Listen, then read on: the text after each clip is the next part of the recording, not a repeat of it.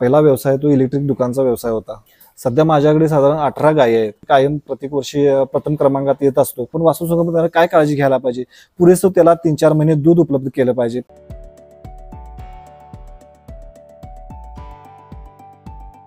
नमस्कार, मी संदीप भगवान सुतार, मुक्काम पोस्ट कोपारडे, तालुका करवीर, जिल्हा कोल्हापूर। तर माझा पहिला व्यवसाय तो इलेक्ट्रिक दुकानचा व्यवसाय होता। लॉकडाऊनमध्ये त्याची जरा स्थिती ही झाल्यामुळे मी या व्यवसायाकडे वळलो। सुरुवातीला घरामध्ये 1-2-3 गायी अशा होत्या, पण ते करता करता जरासा आधुनिक पद्धतीने व्यवसाय करावा अशी इच्छा झाल्याने मी जवळजवळ 10-12 गायींचा गोठा बांधला आणि यातून माझी गायीच्या गोठ्याची किंवा दुग्ध व्यवसायाची सुरुवात झाली। मी साधारण 3-4 वर्षापासून पशुपालन करत आहे। सुरुवातीला जेमतेम ॲव्हरेजच्या गायी ज्या निवडल्या होत्या, त्यातून लक्षात आलं की आपल्याला साधारण 20-25 लिटरच्या गायींची निवड करावी लागेल। तशा मी त्या गायीही उपलब्ध केल्या, आणल्या, पण काय केलं, प्रॉफिटमध्ये असं काय फारसा फरक पडत नव्हता। इथं जे सामान्य पशुखाद्य वापर जात होतं ते चालू होतं, बाकीचं नियोजन जे होतं तेही प्रॉपर होतं, पण काय केलं लक्षात येत नव्हतं। मग इथल्या डीलरांच्याकडून, पशुखाद्याच्या एका डीलराकडून अजिंक्य देसाई हिंदुस्थान फीडचे जे आहेत त्यांना आमच्या गोट्यावर व्हिजिटसाठी पाठवून दिलं। तर त्यांनी आम्हाला ह्या सगळ्या गोष्टी जरा सांगितल्या की खाद्यामध्ये कशा गोष्टी असतात, एक प्रॉपर खाद्य आपण कसं वापरलं पाहिजे, कशामध्ये हायर प्रोटीन, कॅल्शियम वगैरे असणाऱ्या गोष्टी असतात आणि त्यातून गायींच्या दुधामध्ये किंवा त्यांच्या बॉडी स्कोरमध्ये कसा फरक पडतो त्या गोष्टी सांगितल्या। मग लक्षात आलं की आपण हा प्रयत्न करायला हरकत नाही आणि तिथून मी हिंदुस्थान फीडचं खाद्य वापरायला सुरुवात केली। त्याच्यासोबतच तिने तुषार डॉक्टर जे आहेत, त्यांनी हिंदुस्थान कंपनीचे फीडचे जे डॉक्टर आहेत त्यांचीही व्हिजिट मागवली। त्यांनीही त्यातले बारकावे सांगितले की आपण काय पद्धतीनं पशुखाद्य, वैरण या सगळ्या गोष्टीचं नियोजन केलं पाहिजे। तर त्यांच्या मार्गदर्शनानुसार मी हे सुरू केल्यानंतर मला त्यामध्ये खूप बदल दिसून आला। आमच्या कामाची सुरुवात सकाळी पहाटे 4 पासून सुरुवात होते। सुरुवातीला शेण वगैरे काढलं जातं, त्यानंतर गव्हाणी स्वच्छ करून घेतली जाते, गोठा स्वच्छ धुवून घेतला जातो आणि त्यानंतर आम्ही वैरण वगैरे गव्हाणीमध्ये टाकून मिल्किंगला सुरुवात करतो। साधारण मिल्किंग 1 तासापर्यंत चालतं। पहाटे 5ला मिल्किंग सुरू करतो, 6 पर्यंत साधारण मिल्किंग आटपतं आणि त्यानंतर आम्ही पशुखाद्य वगैरे सगळं टाकून 8 पर्यंत आमचं गोठ्याचं नियोजन सगळं आवरतं। 8 नंतर जनावरांना पूर्ण विश्रांती दिली जाते। साधारण जनावरांना 5 ते 6 तासाची विश्रांती आवश्यक असते, त्यामध्ये त्यांना कोणताही डिस्टर्ब केला जात नाही। 4 ते संध्याकाळी 7 पर्यंत दुपारचं सत्र आटपतं। सध्या माझ्याकडे साधारण 18 गायी आहेत। यामध्ये HF जातीच्या गायी माझ्याकडे आहेत, काही होस्टन जातीच्या पण आहेत। यापूर्वी ज्या होत्या त्या लोकल ब्रीडच्या होत्या, तर आम्ही आता ब्रीडवर काम करायला सुरुवात केली आहे। जसं की हिंदुस्थान फीडच्या डॉक्टरांनी आपल्याला सहकार्य केले, नॉलेज दिले, त्यानुसार आता ब्रीडवरती काम करायला सुरुवात केली आहे। साधारण 28 लिटरपर्यंत देणाऱ्या गायी माझ्याकडे आहेत, त्यामध्ये HF आणि होस्टन या जातीच्या माझ्याकडे आहेत। जनावरांचं उत्तम आरोग्य हेच गोट्याच्या प्रॉफिटचं मुख्य कारण आहे। तर त्यामध्ये आपण त्यांना दिला जाणारा हिरवा चारा, वाळका चारा आणि पशुखाद्य या सर्वांचं योग्य नियोजन असणं गरजेचं आहे। यामध्ये आपण प्रमाण ठेवलं पाहिजे की हिरवा चारा आणि वाळका चारा साधारण 30 ते 40%, हिरवा ओला चारा साधारण 50 ते 60% आणि याच्यासोबतच ड्रायमध्ये असणारे किंवा मिल्किंगमध्ये असणारे याच्या दर्जानुसार, याच्या ह्याच्यानुसार कधी आपल्याला हिंदुस्थान फीडचं जे पशुखाद्य आहे त्यानुसार, जसं की आता लिटरला 300 ग्रॅमना आम्ही पशुखाद्य देतो। यामध्ये हिरा या प्रकारचं आम्ही खाद्य वापरतो। जसं की त्यानंतर जे ड्रायमध्ये आहेत त्यांना सुवर्ण दिलं जातं। त्यानंतर जे विण्याच्या आधी देण्याचं असतं 1 महिनाभर आधी, त्यामध्ये वासले आम्ही यूज करतो। तर हे जे नियोजन आहे हे तुमचं प्रॉपर असायला पाहिजे। हे जर असेल तरच त्यांचा बॉडी मेंटेन होते, त्यांचे आरोग्य चांगलं राहतं।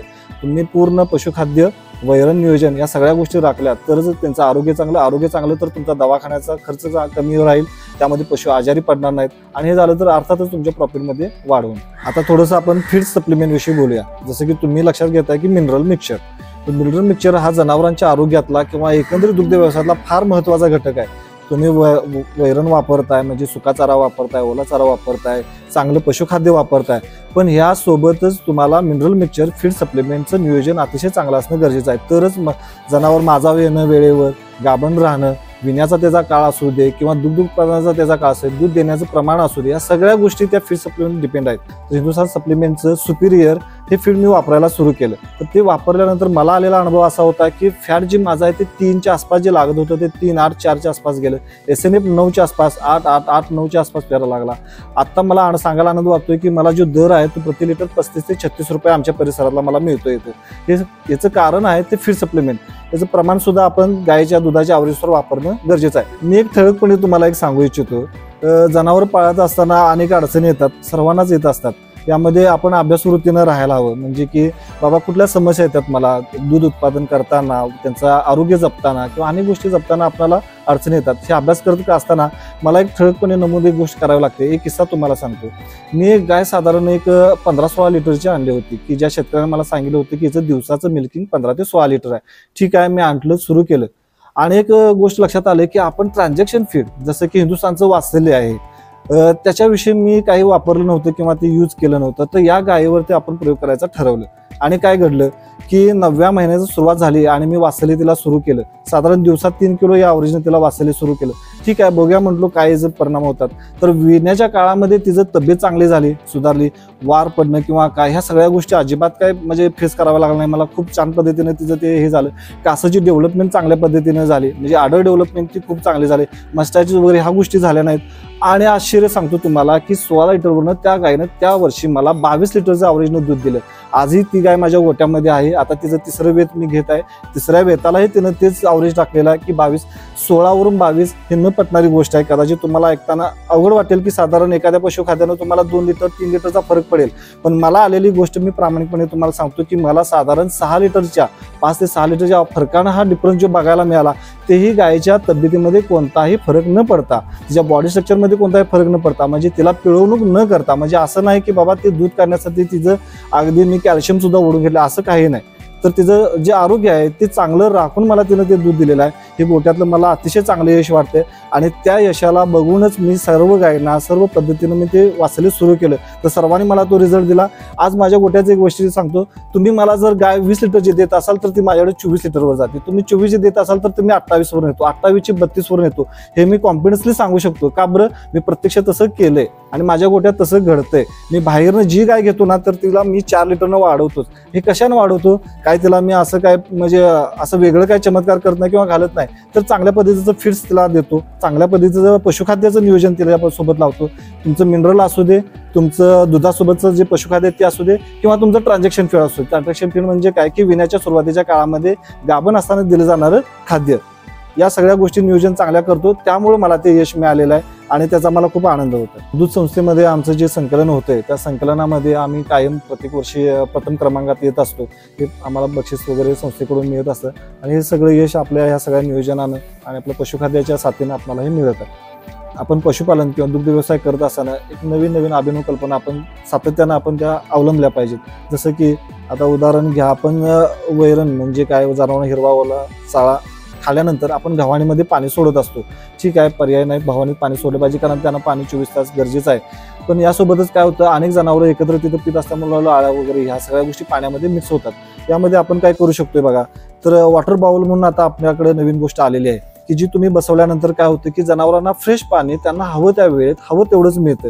म्हणजे जेणेकरून काय होतं, एकाच भांड्यामध्ये ती पीत असल्यामुळं दुसऱ्या भांड्यामध्ये जनावरचं तोंड जात नाही. याचे फायदे काय होतात, एकमेकाचे आजार एकमेकाला पसरत नाहीत. आणि दुसरी गोष्ट काय, पाण्याची बचत होते. आता समजा माझ्या गावाणीमध्ये 1000 लिटर पाणी लागत असेल तर त्या भांड्यामध्ये तुम्हाला 100 ते 200 लिटरमध्ये पाण्यामध्ये ती जनावरं अगदी. आणि दुसरं म्हणजे स्वच्छ पाणी मिळतं, कारण भांड्यामध्ये पाणी साचून राहत नाही, शेवाळ किंवा अनेक गोष्टी त्यामध्ये काय उपलब्ध होत नाहीत. त्यामुळे स्वच्छ पाणी त्या जनावरांना 24 तास अगदी मिळत राहतं. पशुपालन ज्यांना आवड आहे त्यांना मी काय सांगू शकेल, तर काय बघा शेतकऱ्यांनो, मित्रांनो, ज्यांना पशुपालनाची आवड आहे त्यांनी या व्यवसायामध्ये निश्चित आपण यश मिळवू शकतोय. पण त्यासोबतच आपल्याला नॉलेज ही खूप गोष्ट महत्त्वाची आहे.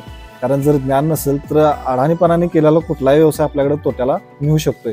तर आपल्याकडे नॉलेज हे खूप महत्त्वाचं आहे. आता भविष्यामध्ये मी काय करायला लागलोय, तर ब्रीडवरती काम जरा करायला लागलोय की ज्यातून काय होईल की मी मार्केटमधून 1.5 लाखाच्या पावणे 2 लाखाच्या किंवा 1 लाखाच्या गायी घेण्यापेक्षा मी माझ्याच गोट्यामध्ये चांगल्या उत्पादन देणाऱ्या, हायेस्ट उत्पादन देणाऱ्या दुधाच्या गायी मी तयार करायला लागलो. ही ब्रीडिंग करत असताना मला अनेकांची मदत होत आहे, हिंदुस्थान फीडची पण मदत होत आहे. आणि त्यामध्ये मी आता सध्या माझ्याकडे एक 2-4 कालवडी मी तयार केलेल्या आहेत की चांगल्या प्रतीच्या, की चांगला अवरेज देणाऱ्या. आता भविष्यामध्ये मला हा व्यवसाय खूप पुढे न्यायचा आहे की जसं की आता माझ्याकडे 18 गाय आहेत, ते 40-50 पर्यंत मला त्या गायींचा अवरेज न्यायचा आहे. त्यासोबतच मला स्वतः दूध उत्पादन करत असताना बाय प्रॉडक्ट पण तयार करायचे आहेत, ज्यातून मला मूल्यवर्धी होईल, माझ्या दुधाला दर अजून चांगल्या पद्धतीने मिळेल. यासाठी मी त्या दुधावर प्रक्रिया करणारी गोष्ट पण पुढे भविष्यात करू इच्छितोय आणि ती सातत्याने त्यासाठी माझे प्रयत्न चालू आहेत. आता थोडंसं आपण वासरू संगोपनाविषयी बोलूया. वासरू संगोपन करत असताना आपण काय करतोय, तर नेहमीप्रमाणे वासरू आलं, त्याला दूध वगैरे पाजलं, वैरण वगैरे चालू आहे. चालू आहे आपलं, ते वाढायला चालू आहे, 3-4 वर्षे जातात, गाभ राहत नाही, 4-5 वर्षे जातात, मग देऊन टाकायचं, अशा सगळ्या गोष्टी आपण करतात.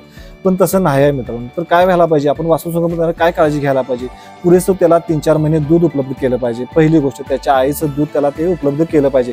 त्यामध्ये आपण बाबा किती 400 मिली 500 मिली असं नाही, तर त्याला आवरेजली किती दूध लागतं, साधारण दिवसातून त्याला 4 लिटर 6 लिटर दूध आवश्यक आहे. तर तेवढं पुरेसं त्याला दूध उपलब्ध आपण केलं पाहिजे. त्यामध्ये आपण कंजूसपणा करून नाही चालणार. ते दूध त्याला आईचं जर दिलं, प्रॉपर त्याच गायीचं दूध दिलं तर अतिशय चांगलं. ज्या गायीचं ते वासरू आहे त्या गायीचं त्याला दूध द्या आणि ते पुरेशा प्रमाणात द्या, ही पहिली गोष्ट. त्यानंतर मग काय आपण केलं पाहिजे, तर त्याला अतिरिक्त आहार म्हणजे काय, तर दूध, त्या दुधा व्यतिरिक्त तुला त्याची जी शारीरिक गरज आहे ती भागवण्यासाठी पण आपण काय गोष्टी केल्या पाहिजेत. जसं की आता तुम्ही काय करू शकता, उदाहरण तुम्हाला देतो. तर हिंदुस्थान फीडचं पहिल्यांदा स्टार्टर येतं, तर 21व्या दिवसापासून त्याला आपण स्टार्टर सुरू केलं पाहिजे, की ते 7व्या महिन्यापर्यंत स्टार्टर म्हणजे दूध अधिक त्याला स्टार्टरमध्ये काय होतं, तर त्याला बाकीचे जे घटक आहेत, प्रोटीन आहेत, कॅल्शियम आहेत आणि घटक जे आहेत, खनिज आहेत, या सगळ्या गोष्टी त्याला मिळतात. जेणेकरून काय होतं की त्याची वाढ चांगल्या पद्धतीने होण्यासाठी त्याला मदत होते. त्याची पचन यंत्रणा किंवा त्याचा बॉडी स्कोअर हे वाढण्यासाठी त्याची यंत्रणा म्हणजे मदत होते. त्यानंतर तुम्ही काय करू शकताय, तर 7व्या महिन्यात ते 13व्या महिन्यापर्यंत तुम्ही त्याला ग्रोवर देऊ शकताय. ग्रोवरमध्ये काय होतं, तर त्याचं जे म्हणजे जी पिशवीची वाढ आहे, गर्भधारणेची क्षमता आहे, ह्या सगळ्या गोष्टी त्याच्या डेव्हलप होतील. त्यानंतर 13व्या महिन्यापासून पुढे तुम्ही हिप्पर देऊ शकता, की ज्यामध्ये वासरू माझा येण्यासाठी किंवा ते वासरूचं आई होण्यासाठी म्हणजे गाय तयार होण्यासाठी हिप्पर खूप गरजेचं आहे. ह्या स्ट्रक्चर तुम्ही जर केला ना, तर मी तुम्हाला 17व्या-18व्या महिन्यात म्हणजे काही गोष्टी 12व्या महिन्यातही माझा येणाऱ्या गाय आहेत किंवा घालवणाऱ्या म्हणजे ज्या कालावड्या आहेत त्या 12व्या महिन्यात सुद्धा आपण भरवू शकतोय. पण मी एक 17-18 महिन्यापर्यंत जेमतेम आम्ही भरवलेले आहेत, तर यामध्ये तुम्हाला मदत होऊ शकते. म्हणजे 3-4 वर्षे एखादी कालावड सांभाळण्यापेक्षा तुम्ही 2 वर्षात वासरूची गाय तयार करू शकताय. आणि यामध्ये तुमचा नक्की फायदा होईल का नाही, कारण का 2 वर्षात तुम्हाला गाय तयार होते एखादी, तर हे कधी होऊ शकते, तर नुसतं दूध पाजून किंवा ओली सुकी वैरण टाकून होणार नाही. यामध्ये तुम्ही त्याला फीड सप्लिमेंट म्हणजे पशुखाद्य, ते मिनरल्स, खनिजे हे सगळे जे घटक आहेत ते त्याला दिलं पाहिजे. त्यानुसार त्याची बॉडी वाढेल, त्यानुसार त्याचं आतलं स्ट्रक्चर वाढेल, त्यानुसार ती माझा येण्यासाठी सक्षम होईल आणि भरवल्यानंतर लवकर गाभ राहायला तयार होईल. ह्या सगळ्या केल्या तर ते वासरू संगोपन आपलं यशस्वी होईल. धन्यवाद.